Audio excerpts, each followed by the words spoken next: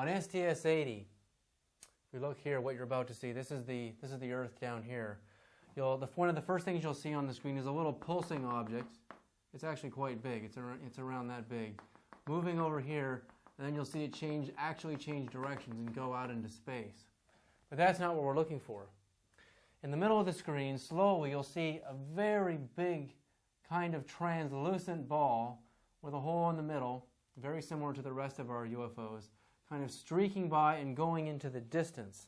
And slowly, slowly, slowly, as it goes into the distance, you can see it getting smaller and smaller and smaller. So we were experiencing the depth of field of one of these large disks as it's moving past this, way, way past the space shuttle and into the far distance. It basically reaches a point, and once it reaches this point of its destination, it stops moving, and then it becomes extra luminous. It starts to give off some extra light. And slowly what we start to see is a formation, an actual circular formation, kind of looking at an angle into this formation.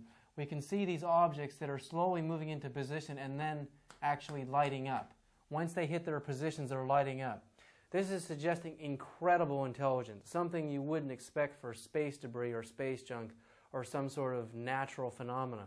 You certainly couldn't expect that meteorites or shooting stars could fly through space and then stop at a point and then all of a sudden give off this extra luminosity. The luminosity is constant once they start giving it off. As the camera starts to slowly go away and it's moving over the curvature of the Earth, we see more and more of these things coming into position, and then once they reach their positions, they light off. And then, finally, we see another object, kind of like this one, coming in from the foreground and heading towards the center of the circle. It becomes very, very faint. You can barely see it on the screen as it's moving into position. And finally, when it gets into what appears to be the center of the circle, it literally just starts shining like a diamond. And its light is luminous and continuous. This whole formation suggests amazing intelligence and amazing organization. Could this be something staged by NASA? Or could these actually be UFOs?